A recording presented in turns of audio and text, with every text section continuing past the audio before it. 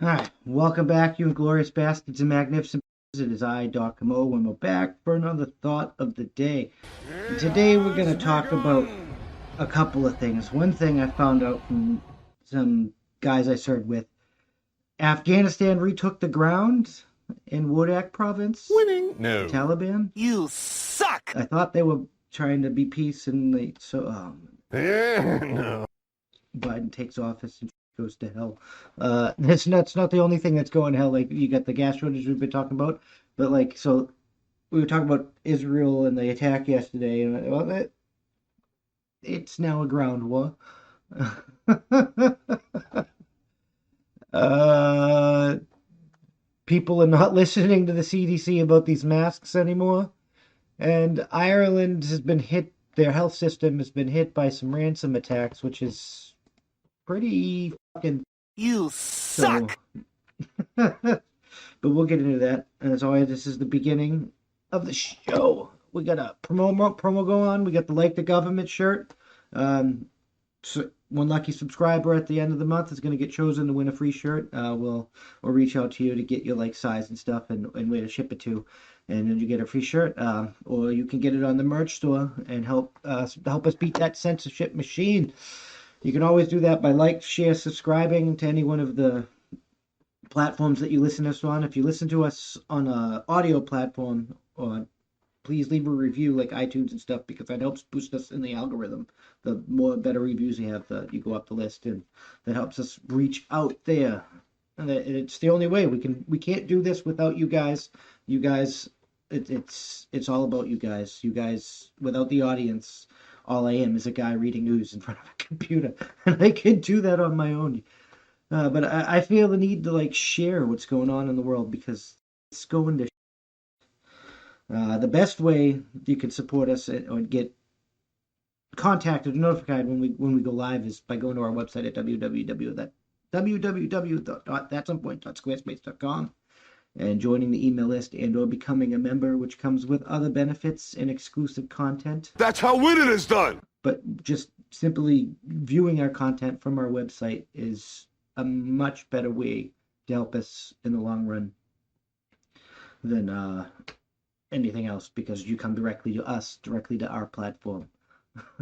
No middleman, no such, and it's just better for all. Like, most people are doing that because like censorship, the only way to beat censorship is with your own platform, by creating your own platform, and we're trying to do that. And we're in the process of uploading the clips. We're gonna put them all on the website and get those up there too, so you don't have to just pick the full episode. You can just watch the clips, because I know most of you watch the clips. But let's get into this first story here. We got we get to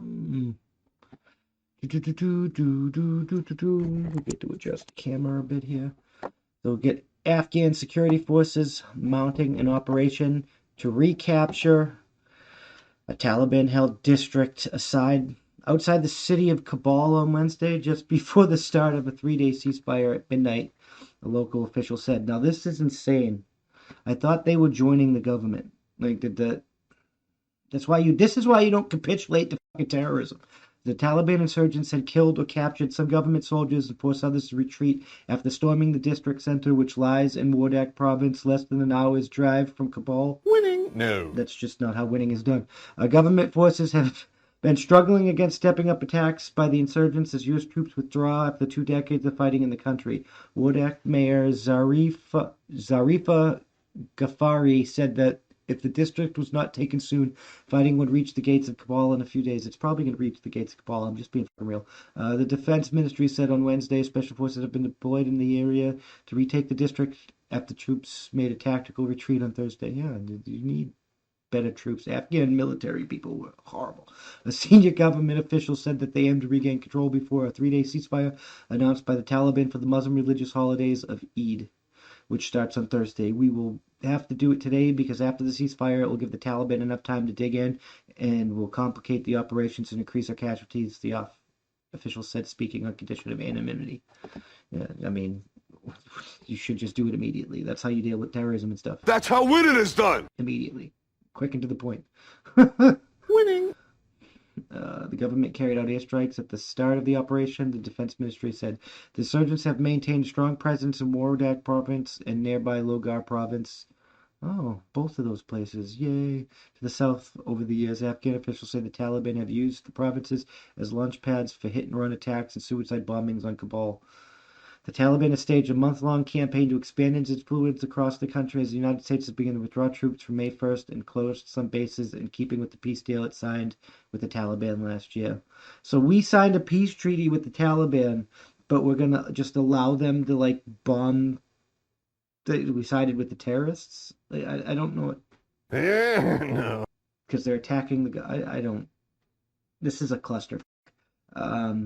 Afghan officials say since Washington announced plans last month to pull all U.S. troops by September 11th, the Taliban stepped up attacks. Critics of the decision to withdraw say the Islamist militants would try to sweep back into power, which they did.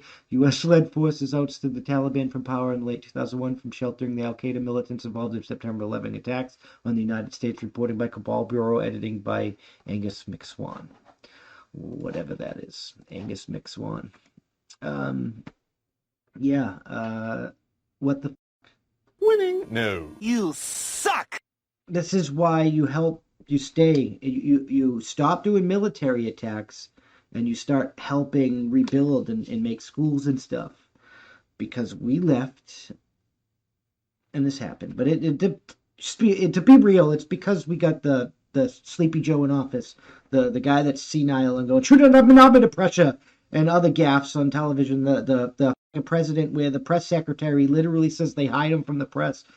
Like, she literally all but admitted that he was incapable. 124 generals have called him unfit.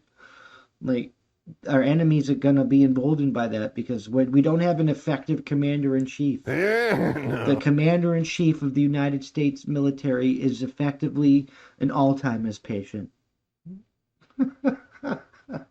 This is the circus we find ourselves living in today. No wonder why the Taliban feels emboldened to start attacking again and not deal with the peace treaty. And no wonder why Israel and the peace treaty in the Middle East, that region over there, is falling. And now they're going to start ground troops, which we're going to get into in a second, because this is all f***ed up, I'm just saying. All right, so moving right along. Yesterday we were talking about the Iron Curtain and how the Palestine Gaza, the Hamas terrorists have started attacking Israel again, and they were bombing Tel Aviv and stuff. Winning? No. And that Israel was talking about escalation and such, and that the peace treaty fell. But Israel actually did it. They fucking put boots on ground, and yeah. Let's get into this news. So Israel forces hit Hamas tunnels in Gaza, all-out war looms, more rockets rain down. Rockets, red glare. Winning? No. It sounds like a very, very freedom over there, huh? Israel dramatically escalated its assault on Gaza Strip early Friday with a combined air and artillery barrage aimed at destroying Hamas's tunnel system, marking the addition of ground forces for the first time in the 5-day battle and tipping the conflict closer to all-out war. I mean, hasn't this been going on for like a couple centuries or so, or at least a century, or what's going like? I'm just saying that seems like it's already all-out war to me. I'm just saying. The 40-minute midnight assaulted over 160 Israeli warplanes and 3 brigades of ground forces, including tanks, according to a spokesman from the Israeli. Yeah, see, that's a fucking all-out war. Although ground forces were involved, they did not enter Gaza, said Lieutenant Jonathan. Oh, maybe they didn't enter the other country. We did it at the border.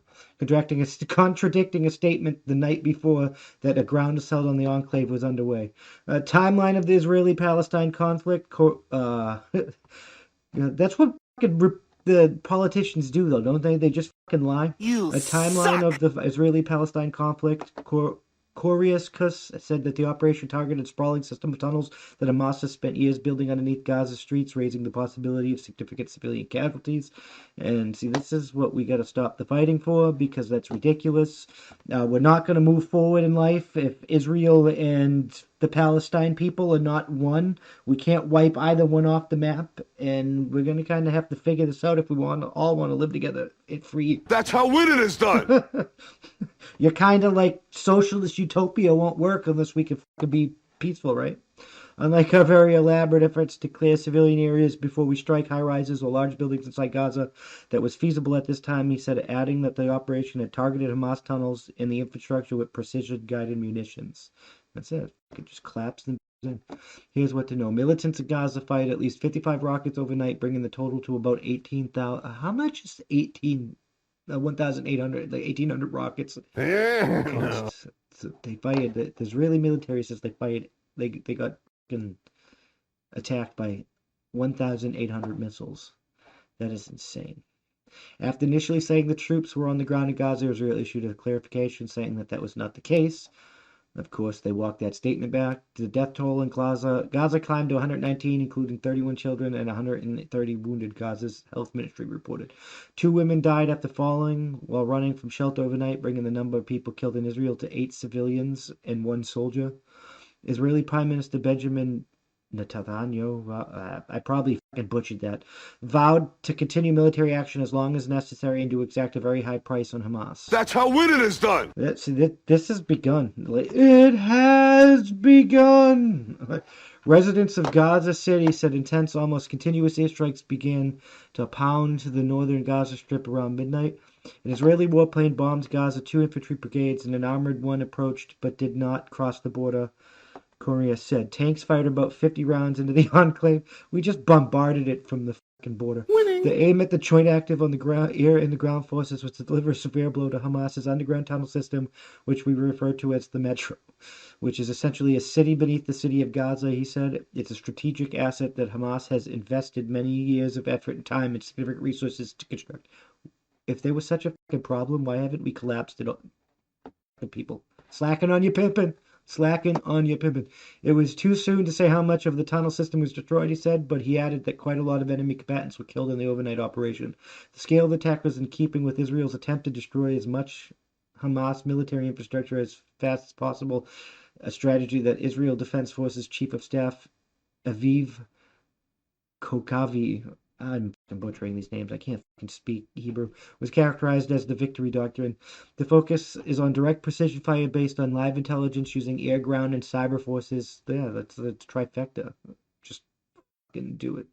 That's how winning is done. Despite the sweeping operation, Hamas gave no signs of stopping its rocket attacks, one of which struck a coastal Israeli city of Ashkelon, critically injuring 1 man and wounding 2 more, according to the Times of Israel. We have much more to give, a Hamas spokesperson known as Abdu Abida said in a televised statement Thursday. The decision to hit Tel Aviv, Dimona, and Jerusalem is easier for us than drinking water. The technology and assassinations don't scare us as bombs and rockets rain down.